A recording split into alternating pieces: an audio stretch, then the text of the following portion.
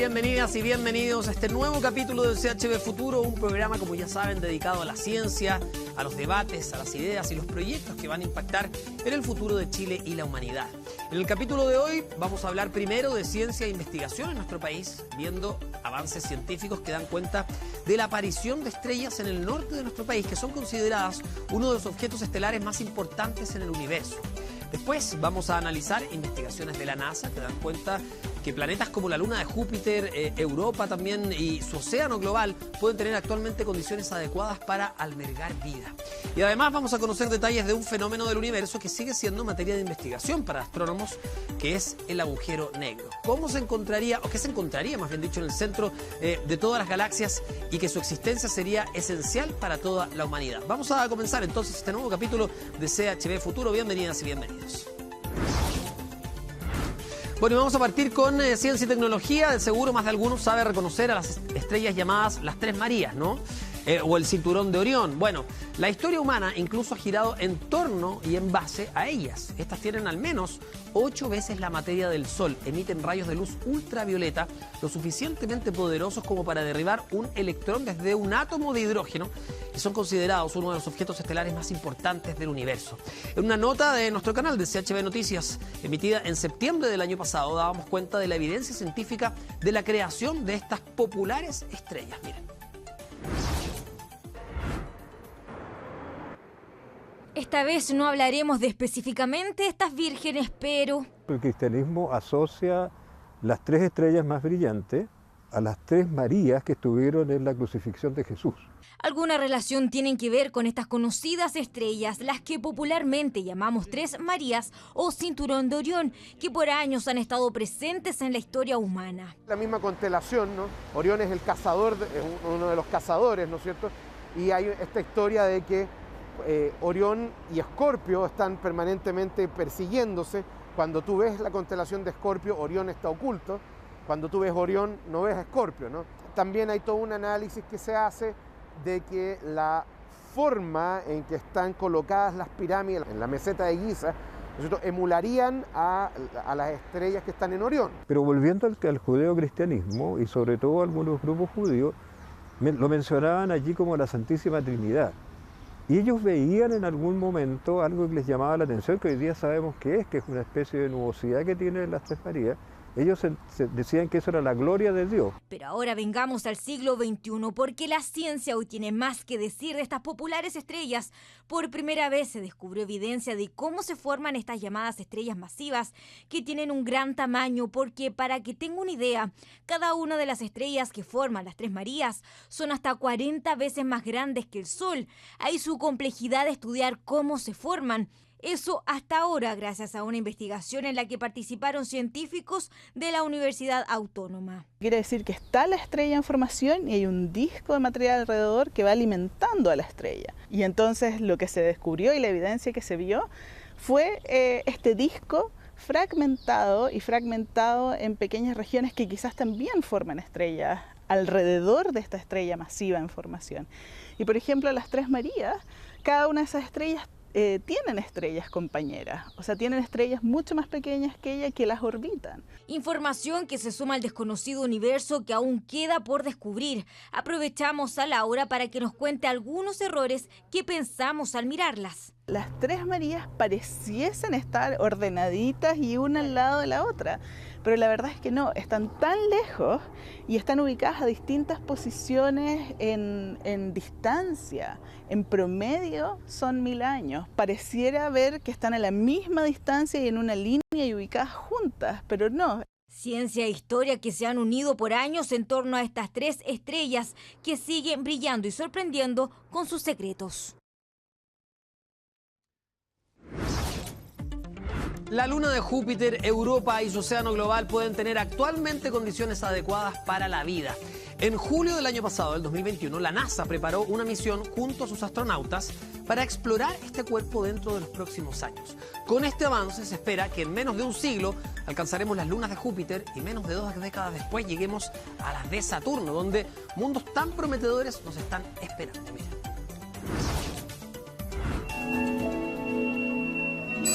¿Hay más vida extraterrestre? Una pregunta que se han hecho científicos y que nos hemos hecho todos desde que hay registros. Pero estudios recientes indican a Europa, una de las lunas de Júpiter, como el lugar idóneo para encontrarla. Es una luna de hielo, con toda su superficie cubierta de hielo, pero debido a la fuerza de marea que Júpiter ejerce sobre Europa, que lo deforma continuamente, se forma una capa de océano subterráneo. El agua disponible dobla la cantidad que hay en nuestros océanos y está a temperaturas entre los 0 y 100 grados, lo que hace pensar que podría existir vida.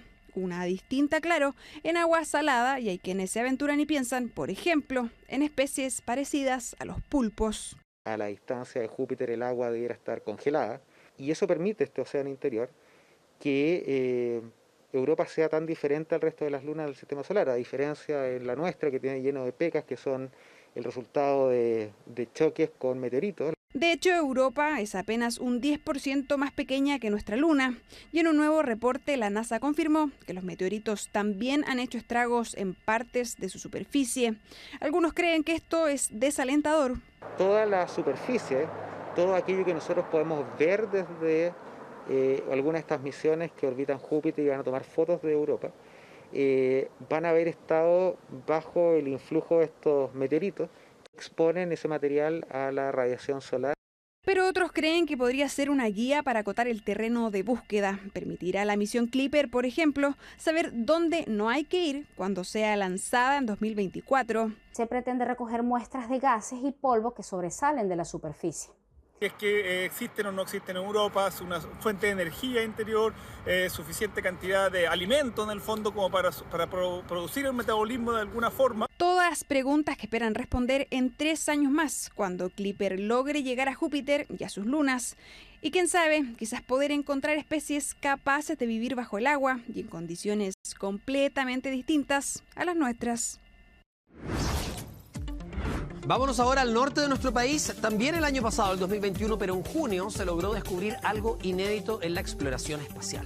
Una estrella parpadeante que está ubicada al centro del universo y que causa conmoción en la astronomía mundial. Esta estrella gigante bajó paulatinamente su brillo hasta casi desvanecerse y luego volvió a aparecer en el norte de Chile. Los investigadores creen que este parpadeo se debe a un objeto oscuro y alargado, aún desconocido, que orbita la estrella y la eclipsa al pasar frente a ella. ¿En qué consiste y cuál es su importancia? Presta atención.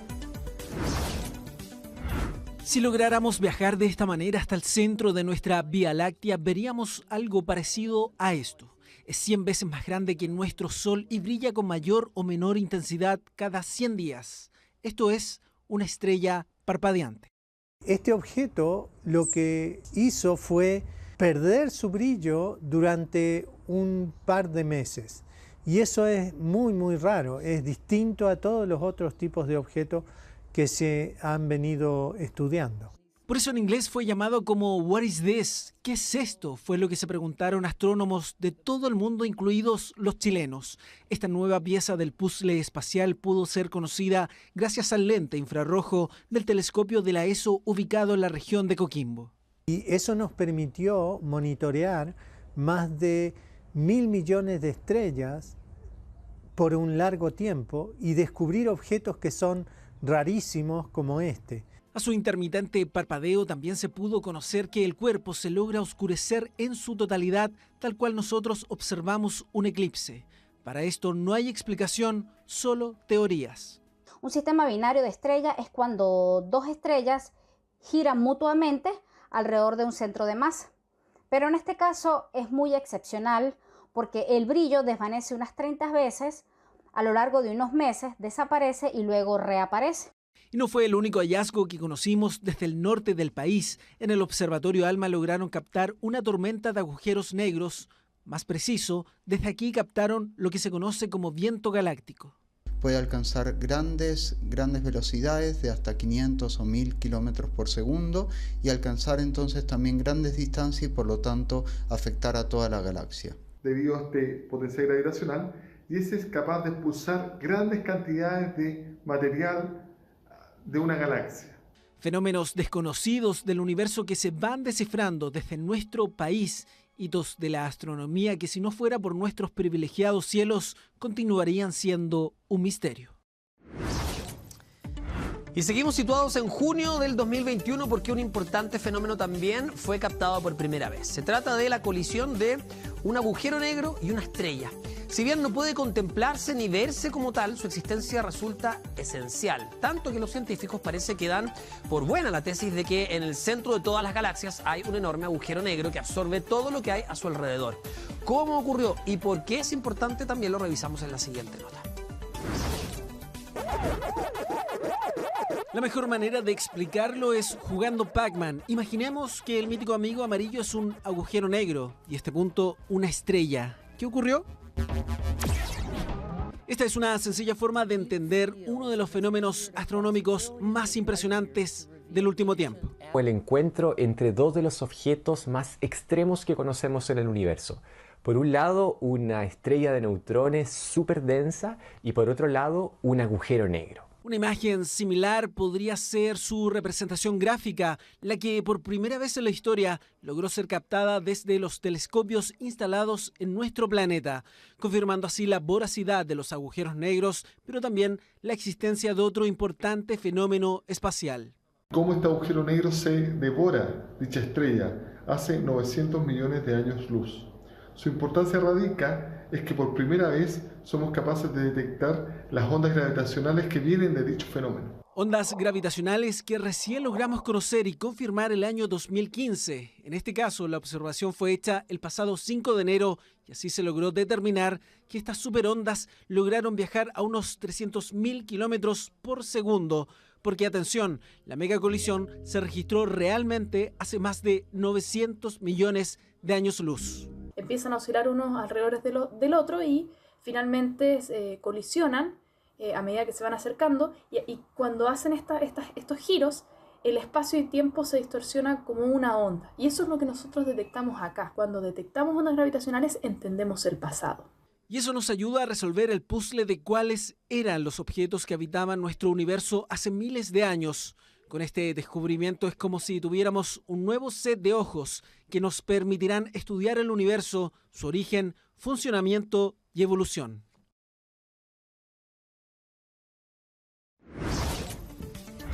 Y en marzo del año pasado, un importante avance en la investigación de los agujeros negros fue lograda precisamente gracias al trabajo de chilenos. Se trata de la primera imagen del campo magnético que envuelve a estos misteriosos objetos del universo. Es de hecho la primera vez que los astrónomos son capaces de medir la huella que dejan los campos magnéticos tan cerca del borde de un agujero negro. Y estas observaciones son además clave para explicar cómo la galaxia, que está situada a 55 millones de años luz de distancia, es capaz de lanzar chorros energéticos desde su núcleo. ¿Cómo fue posible obtenerla? ¿Cuál es su importancia? Lo seguimos revisando acá en CHB Futuro. Si pudiéramos viajar hasta él, tendríamos que ser capaces de recorrer los 45 millones de años luz que los separan de nosotros. Este es el único agujero negro que hemos logrado observar, pero ahora su misteriosa composición se va aclarando cada vez más. Vemos que esta luz tiene una linda estructura ordenada, que nos indica que los campos magnéticos están ordenados. Estos campos magnéticos son importantísimos en astronomía, porque nos protegen en la Tierra de la radiación solar y porque en el Sol mismo son los causantes de las tormentas magnéticas. Fíjese en el detalle de estas franjas. Eso corresponde a la fuerza que emana el inmenso campo magnético que rodea el centro del agujero negro. Algo muy similar a lo que imaginábamos en películas, pero que ahora en la vida real logró ser confirmado tras una colaboración mundial de la astronomía que incluyó a profesionales chilenos y el poderoso lente del observatorio ALMA, ubicado en el norte del país. Esto es un estudio muy importante porque también nos mostrará cómo estos campos magnéticos son responsables de la evolución de la galaxia. En palabras sencillas, la revelación de este detalle nos permite entender la fuerza que tendría un agujero negro para absorber y expulsar energía, con miles de partículas y gases que son lanzadas en distintas direcciones hacia el espacio infinito. Nos muestra cómo los campos magnéticos, los cuales son un ingrediente clave para la polarización, se encuentran alrededor del agujero negro M87.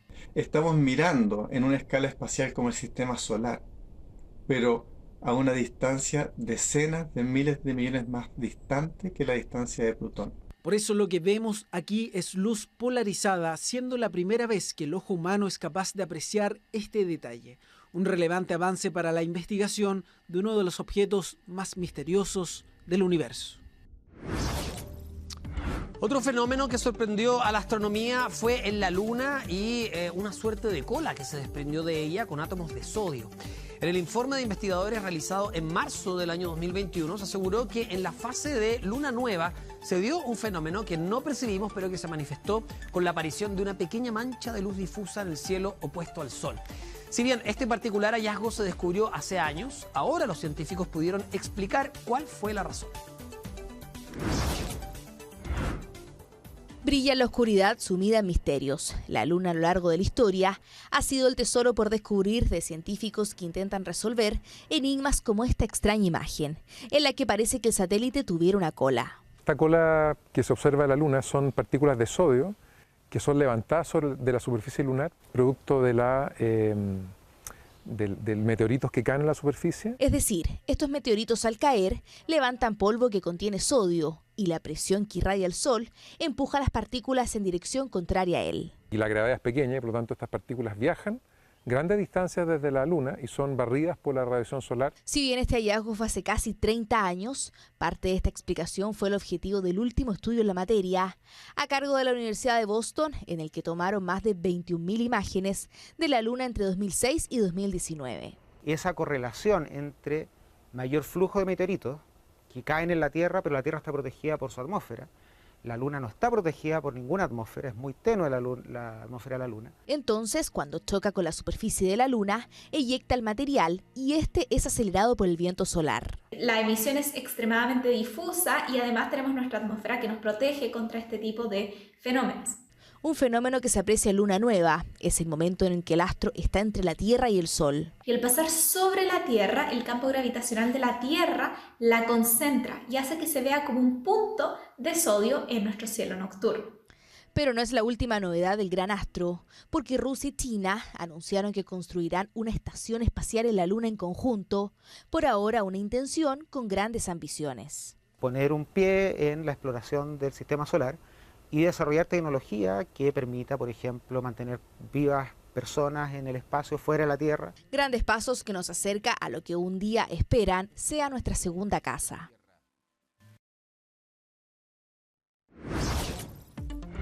Bueno, y todas las notas anteriores revelaban la importancia de la ciencia en nuestro país y en el mundo, obvio, para investigar nuestra Vía Láctea. Para hablar un poquito más de ello, vamos a tomar contacto con Bernardita Riet, que es del Centro de Astrofísica Cata. Bernardita, gracias por acompañarnos, por aceptar nuestra invitación.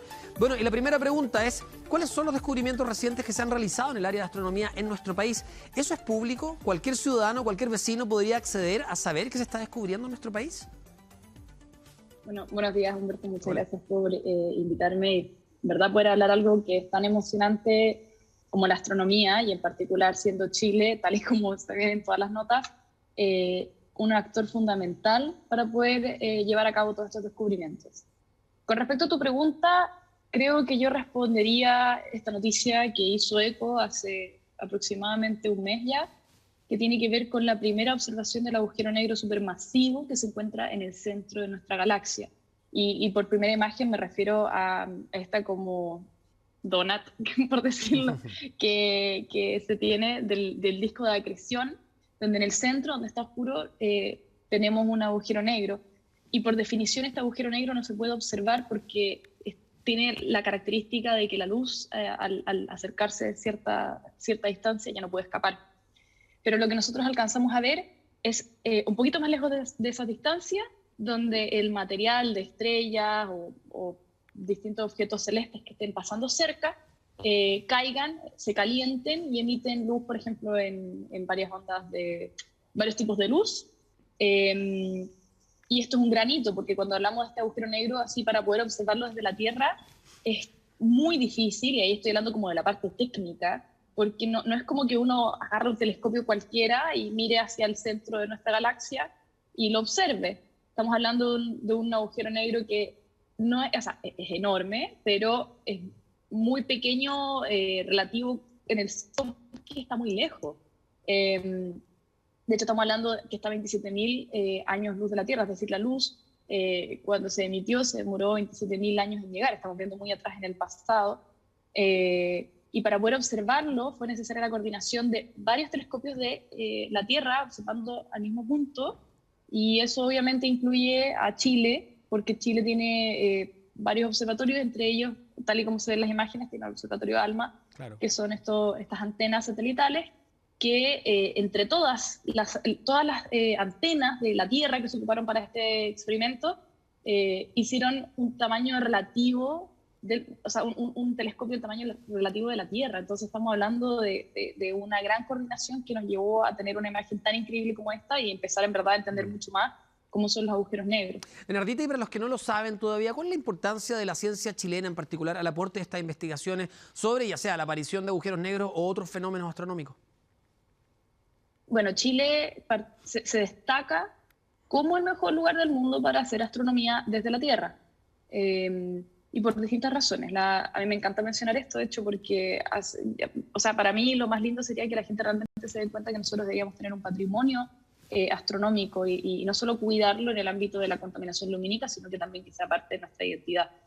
Primero, nosotros tenemos uno de los desiertos más áridos del mundo, que es el desierto de Atacama, que por sus condiciones climáticas, como por ejemplo el hecho de que, bueno, todos sabemos que el mar es muy frío, y ese mar frío nos permite tener una atmósfera muy, muy seca, con muy baja humedad, porque el agua del mar no se evapora.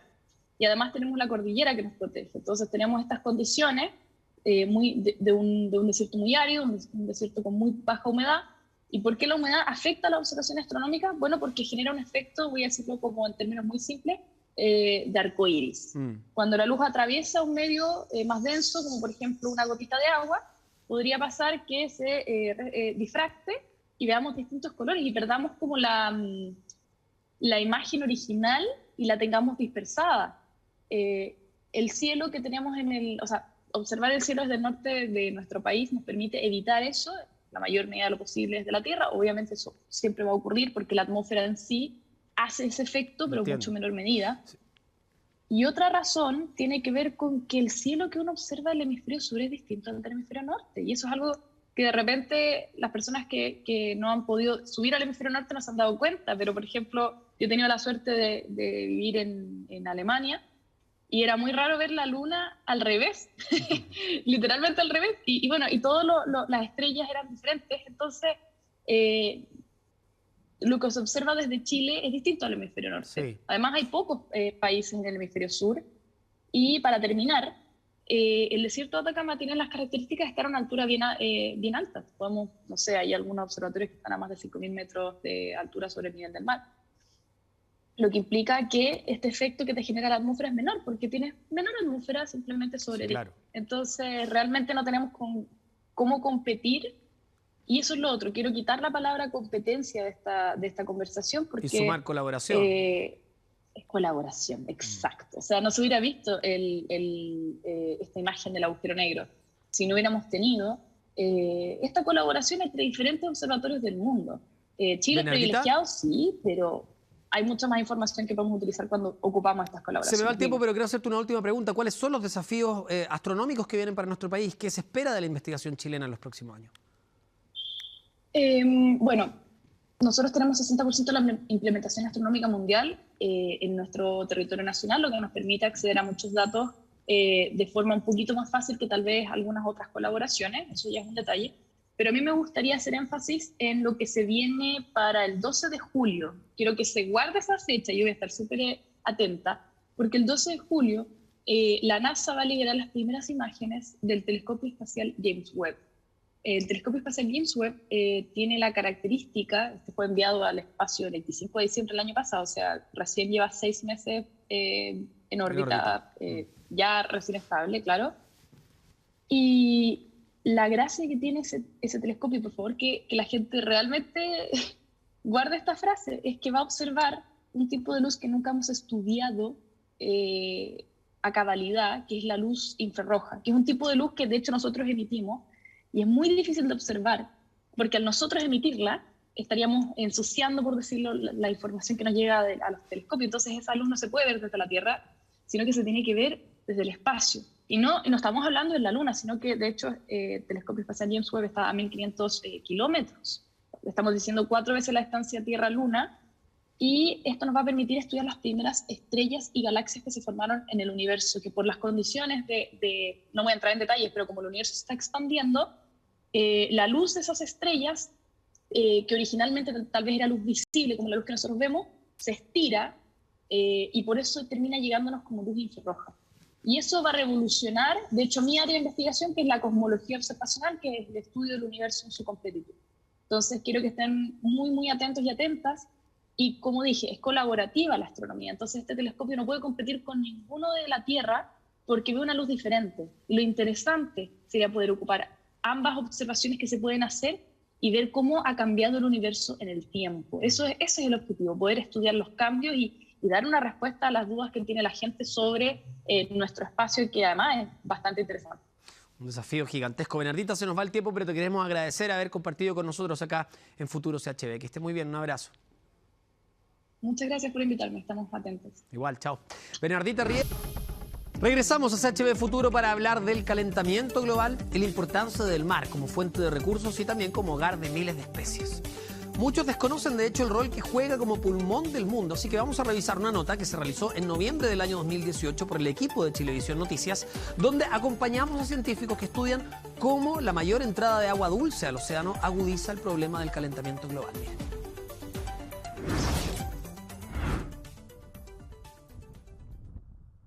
Asesino silencioso de la Tierra. Así ha calificado parte importante del mundo científico la amenaza que representa la pérdida de biodiversidad en el planeta, anticipando que de no haber cambios radicales podríamos atestiguar nuestra propia extinción como especie. La destrucción de nuestro sistema natural afectará el aire que respiramos, la comida que comemos, el agua que tomamos y las enfermedades que sufrimos, porque todo está interconectado. Hablamos de biodiversidad a toda escala, desde los grandes mamíferos hasta organismos pequeñísimos. Estos últimos cumplen una labor fundamental en la naturaleza. Podríamos decir que nuestro planeta tiene 2 pulmones verdes para el intercambio de gases, captando dióxido de carbono y transformándolo en oxígeno. Uno son los bosques, el otro pulmón menos conocido por nosotros son nuestros mares. ¿Cuál es el rol que cumplen las microalgas en la fotosíntesis y cuál es el peligro al cual nos vemos enfrentados como humanidad? Arriba del buque Cabo de Hornos de la Armada conocimos de cerca el trabajo de científicos que buscan revelar los secretos de las microalgas que no solo se ven amenazadas por la contaminación. Al parecer la influencia del agua dulce, que es lo que justamente de alguna u otra manera estamos estudiando a través de este crucero, parece ser bastante determinante en la composición de las microalgas que están presentes en el agua.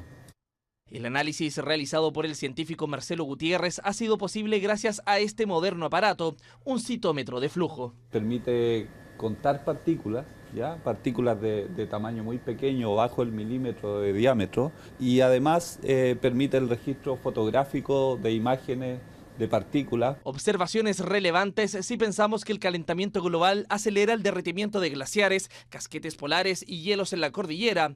Esto aumenta el volumen de agua dulce en el mar año a año, cambiando así el tipo de microalgas. De células más grandes, más gorditas, más aptas para hacer fotosíntesis en condiciones un poquito más adversas, a células más pequeñas, digamos, que influyen menos en términos de carbono.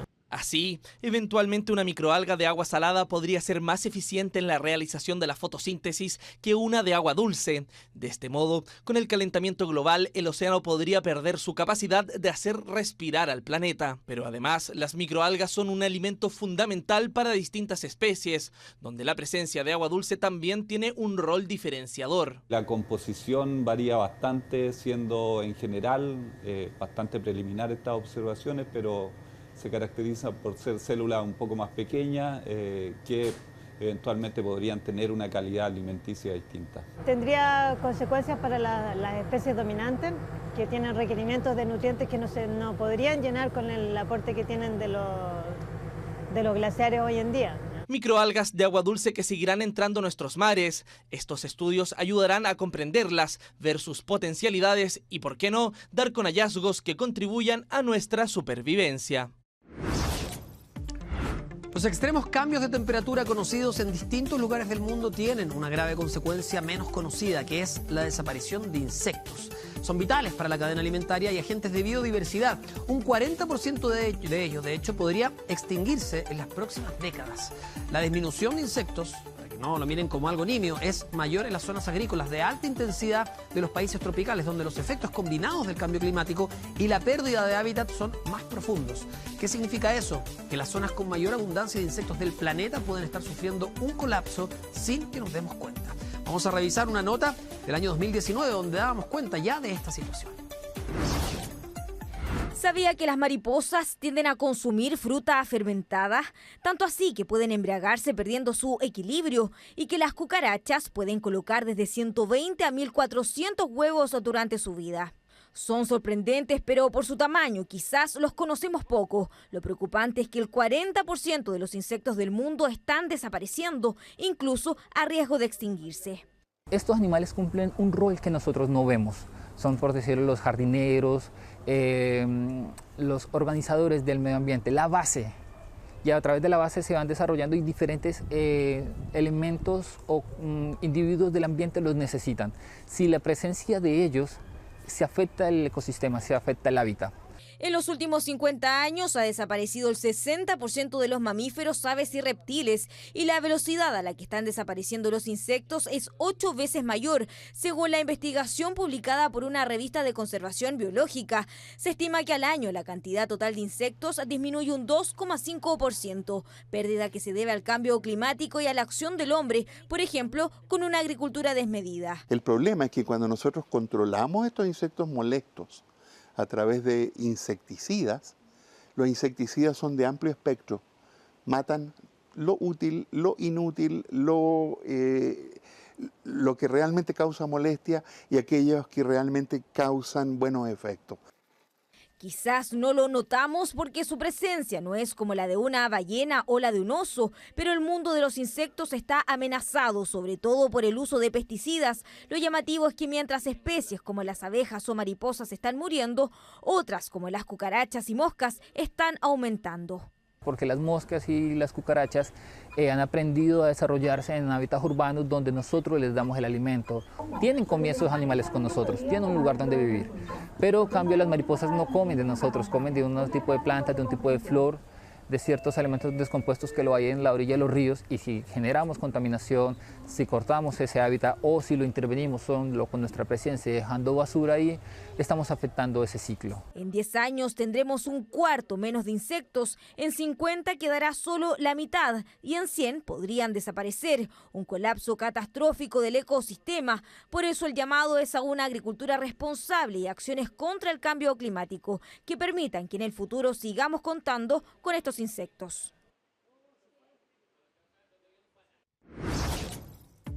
Y sabemos que nuestro país es largo y diverso y su ecosistema goza de una gran diversidad de geografías y climas que son diferentes entre sí y que componen a nuestro país. Bueno, sin embargo, un eventual escenario catastrófico nos obliga a estar alerta ante el cambio climático que está influyendo negativamente en muchas especies cuya supervivencia se está viendo comprometida.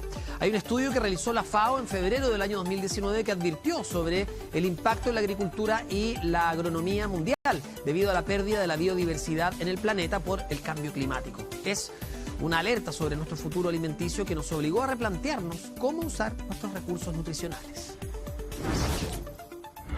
Ir a las ferias, escoger las verduras para la cazuela, las frutas para el postre y todo lo que necesite comprar para completar su despensa es algo habitual, común, simple. Pero imaginen un tiempo más que toda esa variedad de productos solo puede encontrar un tomate. Según el último informe de la FAO, la población cada vez depende menos de especies para alimentarse. De unas 6.000 plantas cultivadas, solo 9 representan el 66% del total de la producción agrícola. Imaginen, solo 9, entre ellas el arroz, trigo y maíz. Esto tarde o temprano obligará a que solo se cultiven esas especies, que el suelo pierda riqueza y que el cambio climático las afecte aún más. Producto también de la industrialización, nuestra dieta está cada vez más pobre. Comemos menos variedades de alimentos, pero al mismo tiempo fomenta nuestra alimentación, afecta la ganadería también. Por lo tanto, si no adoptamos una conducta más de conciencia respecto a nuestro medio ambiente, en un tiempo más no vamos a tener tanta variedad de alimentos que es lo que nuestro cuerpo necesita. Para que tenga una idea, 15 plantas proveen el 90% de la energía que necesita la humanidad para funcionar diariamente. Nuestros abuelos y tatarabuelos llegaron a usar 7.000 plantas diferentes. Lo mismo sucede con la ganadería y la pesca. Efectos que según la FAO podrían disminuir si la ciudadanía opta por una producción más sustentable, como por ejemplo la agricultura orgánica. Las personas tienen una responsabilidad súper grande y un poder súper grande, porque en el aspecto, digamos, directo de la alimentación, las personas pueden elegir no comprar o boicotear incluso aquellas marcas que no tienen prácticas sustentables, que usan a destajo pesticidas o que incluso tienen otras malas prácticas con las cuales la ciudadanía tiene un poder súper importante de poder elegir estos productos y producir un cambio real. Consejo no menor cuando la variedad de plantas y animales implica más opciones para encontrar nutrientes, más resistencia ante plagas o más principios activos para medicinas, es decir, para nuestra sobrevivencia. Y precisamente para ahondar más sobre los efectos que conlleva el calentamiento global sobre nuestra alimentación, vamos a contactarnos con Alex Godoy, que es director del Centro de Investigación en Sustentabilidad de la Universidad del Desarrollo. Muchas gracias por estar con nosotros, Alex. Ya te vemos ahí en pantalla. Bueno, primero, ¿cuáles son los efectos negativos del calentamiento global en la producción mundial de alimentos? Hola Humberto, un gusto saludarte a la distancia. Tú lo describiste muy bien, yo venía escuchando que tú decías la biodiversidad.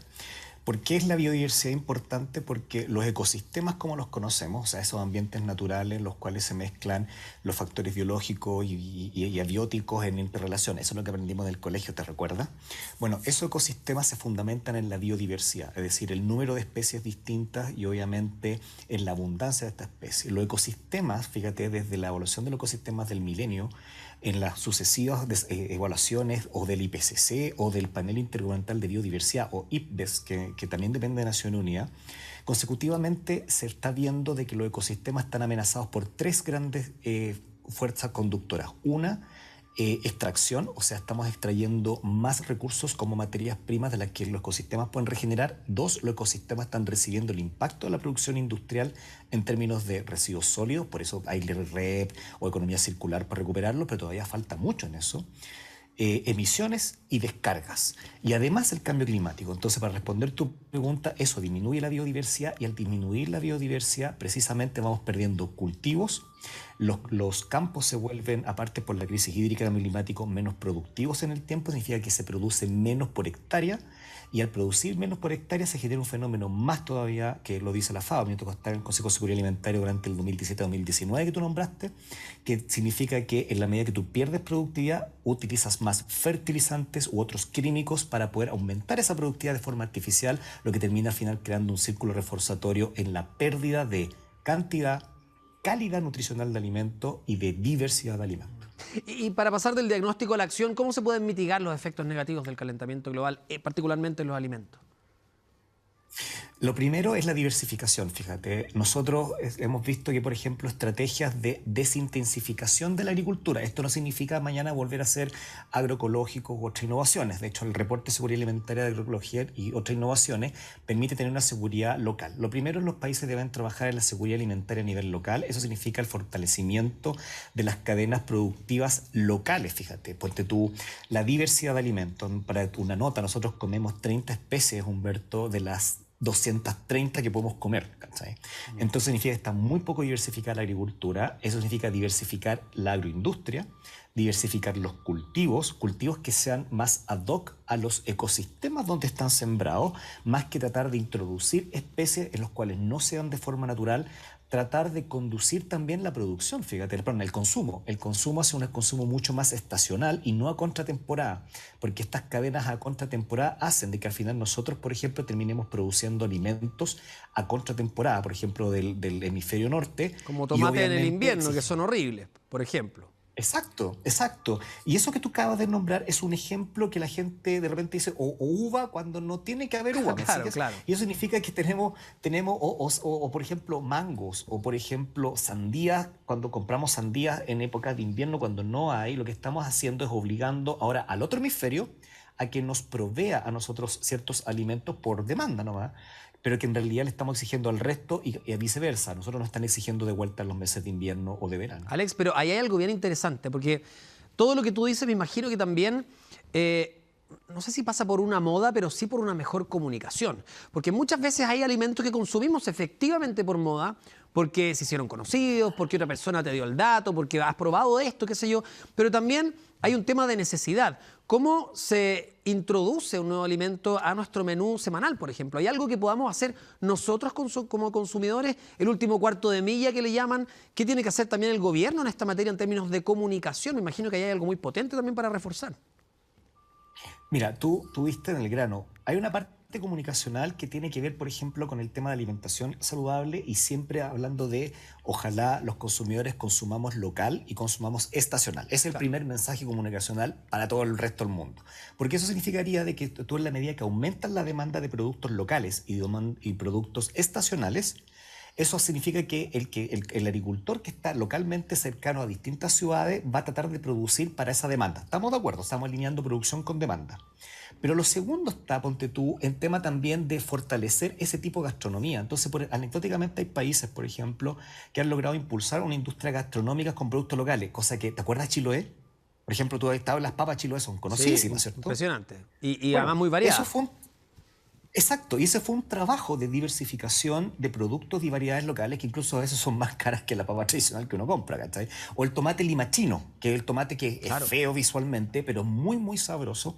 Tú te das cuenta, o en el norte, por ejemplo, el mango, yo soy de Iquique, pero el mango y nuestras guayabas del Valle de Azapa, digamos, de arriba, de Pica, de Mamiña, son exquisitas. Entonces, cuando empezamos a ver eso, empezamos a llevar a la producción también a fortalecer una oferta gastronómica que sea, por ejemplo, con el etnoturismo, cocina gastronómica, por ejemplo, de los pueblos originarios, de los dátiles, por ejemplo, en ciertos lugares, qué sé yo, o sea, recuperar un poco eso. Y ahí, fíjate, con eso tú puedes empalmar el tercero que tú me dijiste, que es, por ejemplo, planes que permitan fortalecer agroecología y otras innovaciones que anecdóticamente permiten diversificar y mantener una cierta resiliencia y una diversificación en la diversidad de la producción agroalimentaria. Última pregunta, nos imaginamos también que con el calentamiento global, Alex, va a haber menos zonas de cultivo de que al futuro. ¿Hacia dónde apunta esta industria? ¿Hacia el cultivo in vitro, por ejemplo, como algunos plantean que va a ocurrir con la carne? ¿Utilización de invernaderos de otra manera? ¿Cómo lo ves tú? Porque claro, el futuro nos puede sorprender en esa materia. Mira, tu pregunta es bien interesante, creo que nos saltamos un paso. ¿Ya? Es igual que esto pasa con el hidrógeno, que nos saltamos el hidrógeno sin pensar, digamos, que todavía el tractor no anda con hidrógeno, saltamos como muy adelantados. En el tema de la carne es súper corto, el problema no es la carne, el problema es que consumimos más carne que la que necesitamos. Necesitamos 20 gramos, ¿me entendí? Y tú cuando tú vas a un asado, uno dice medio kilo por cabeza, ya te comiste, digamos, todo lo de... Es que, perdón, Alex, eso tiene que ver mucho con lo que hablamos desde el principio, que tú me decías, cuando queremos consumir productos que no son de temporada, tiene que ver con que hoy día la humanidad funciona con un concepto que es bien extraño, que es como yo lo quiero y lo quiero ahora. Entonces, como yo puedo modificar incluso parte del mundo de nuestra naturaleza para obtener lo que quiero. Aquí en el fondo es algo parecido. Ocurre lo mismo en la industria ganadera, en la industria agrícola. Me imagino que lo podemos traspapelar a varios temas. Exacto. O sea, es eso, como lo que tú decías, y el mejor ejemplo del alimento de la carne es ese, de que consumimos más carne de la que queremos consumir. No vamos a volvernos todos veganos. Si todos fuésemos veganos y vegetarianos tendríamos otros problemas, que igual tendríamos problemas de falta de cultivos, ¿me cachai? Entonces, no se trata de hacer los buenos y los malos, se trata de que en un fondo conducir al consumo o al consumidor o a nosotros a una alimentación más saludable, local, consumir lo que dicen las pautas nutricionales de la FAO en términos de seguridad alimentaria, introducir más proteína o ciertos carbohidratos. A veces intentamos introducir cultivos que no tienen demanda. Por ejemplo, una vez una sobreproducción de quinoa en Chile, por ejemplo, que hasta el día de hoy existe, pero nunca empalmamos con a que la gente aprendiera a hacer la quinoa. La gente recién está aprendiendo eso, entonces la demanda no es tanto como la que creíamos. Y eso pasa porque hay un desconocimiento y como tú decías, digamos, hacia dónde va. Fíjate que los cultivos, los frutales, es muy difícil que tengan otro tipo de cultivo in vitro, no. Estamos hablando, ponte tú, que muchas veces los vegetales, los que son hortalizas, los que son, digamos, estos que son de producción más anual, que vayan a ser cultivos indoor, fíjate. Cultivos en sistemas tipo invernadero, con sistemas altamente controlados, que utilicen aguas reutilizadas, que podamos capturar agua, que primero utilizan lejos menos agua, dos, que utilizan luces LED especiales para alcanzar la máxima productividad. Vamos un poquito más en la automatización en sistemas cerrados de hortalizas y vegetales que son de consumo diario. O sea, te digo a ti, Humberto, pero ya hay hasta containers que producen lechuga y que se ponen en los supermercados. Containers produciendo lechuga, digamos, sistemas de cultivos indoor. Eso, los frutales van a tener que ir cambiando de acuerdo a los campos de cultivo, y el tema de la carne es más bien, más que dejar la carne, ir ajustando nuestras pautas nutricionales al requerimiento que realmente necesitamos. Alex Goy, director del Centro de Investigación en Sustentabilidad de la Universidad del Desarrollo. Cortita la entrevista porque además este tema es tan fascinante que da para muchos y en el fondo es cómo nos vamos a alimentar de aquí al futuro, ¿no? Es muy interesante, pero te queremos agradecer tu tiempo para haber hecho este primer vistazo, ¿no?, a este tema, y probablemente lo sigamos tocando en el futuro del programa. Muchas gracias. Un abrazo, Humberto. Igual, que estés bien. Chao. Nos vamos a ir a una pausa. Estamos de vuelta con el último bloque de programa y vamos a hablar o seguir hablando del impacto que tiene el calentamiento global en nuestro ecosistema. Esta vez vamos a recordar el Día Nacional del Medio Ambiente, que se celebra todos los 2 de octubre en nuestro país. Cada año esta iniciativa busca concientizar, realizar cambios profundos en las políticas y también en nuestras decisiones para permitir una vida más limpia, más ecológica, más sostenible, en armonía con la naturaleza. Y pese a que cada vez hay más conciencia en las problemáticas que la actividad humana ha causado en la vida sobre el planeta, quisimos saber si realmente los chilenos conocen algunos conceptos básicos. Calentamiento global y cambio climático, por ejemplo, ¿son lo mismo? Revisemos esta nota.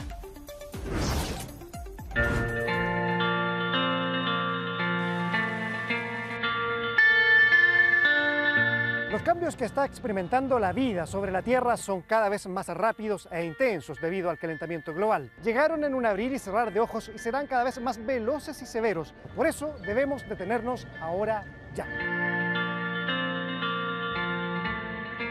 Pero para tomar acciones debemos saber de qué estamos hablando. En Chile, ¿sabemos qué es el calentamiento global? ¿Tenemos claro de qué se trata el cambio climático? El clima va a cambiar ahora, hace sol, yo tengo calor, por la noche se enfrió, el negrito se congeló,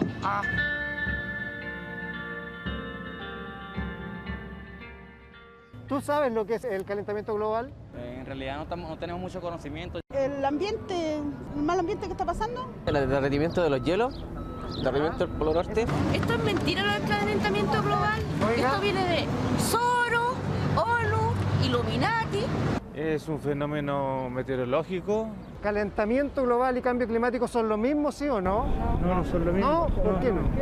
Porque el cambio climático sucede cada cierta cantidad de años por la naturaleza. El calentamiento global se produce por el humano, correcto. El cambio climático, ¿qué hace? Intensifica, multiplica los fenómenos que ya tenemos, pero en un porcentaje muy grande. En las zonas del planeta en donde llueve, ahora va a llover mucho más fuerte. En las zonas del planeta en donde hay sequía, va a haber más sequía. Miremos lo que ocurre en Chile, ¿no es verdad? Intensifica los fenómenos naturales y ese es el cambio climático. Se habla de cambio climático de una manera más amplia para referirse a la cantidad de procesos distintos que ocurren en el clima o en el sistema climático debido al calentamiento global. Entonces el calentamiento global es más restrictivo, se refiere solo al aumento de temperatura. En Chile, principalmente, lo que más impacta son el alza de temperaturas y sobre todo el alza de temperaturas máximas. Y eso implica entonces un aumento de la frecuencia y de la intensidad de las olas de calor. Y eso trae una cadena de impactos que son ciertos indirectos, por ejemplo, en los incendios forestales, en la propia sequía. Tenemos nuestro planeta, ¿verdad? Y está cubierto por una capa de gases que se llama atmósfera. Esa capa de gases produce el efecto invernadero. ¿De qué se trata? Que cuando llega la luz del sol a la Tierra, esta calienta la Tierra y la energía restante rebota y sale de nuevo hacia el espacio. Esta capa de gases, que es la atmósfera, retiene algo de calor. ¿Qué está pasando ahora? Que debido a la emisión de gases de efecto invernadero, por ejemplo, el dióxido de carbono, que se emite a través de la quema del petróleo, el gas, el carbón, esa capa es cada vez más gruesa y no permite que la energía que llega del sol escape y la temperatura en el promedio de la Tierra esté subiendo.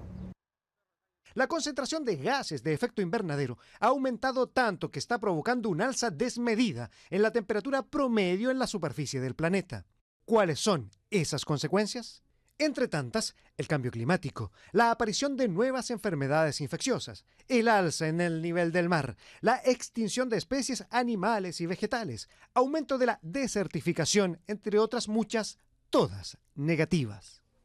Una posibilidad es que haya migraciones climáticas, por ejemplo, y ya vemos cómo nosotros y los gobiernos están preparados para las migraciones, muy mal. En Chile, y la razón también por qué yo creo que la migración climática sería hacia Chile, ojo con eso, es que en Chile tenemos la corriente de Humboldt que mantiene el océano a una temperatura relativamente baja, pero en el resto de Latinoamérica, sobre todo en los países que están en el Atlántico, el océano es relativamente cálido y por lo tanto los aumentos de temperatura inmediatamente se expresan como aumentos de humedad. Las zonas más cálidas y más húmedas del planeta se vuelven inhabitables. Desde la revolución industrial en los siglos XVIII y XIX, la temperatura promedio sobre la superficie de la Tierra ha aumentado 1,1 grados Celsius, según el más reciente informe del panel de expertos sobre cambio climático. El objetivo es frenar esta alza sostenida, acelerada, en 1,5 grados, algo que parece imposible, pero ¿por qué no intentarlo? Entonces, comencemos por el principio.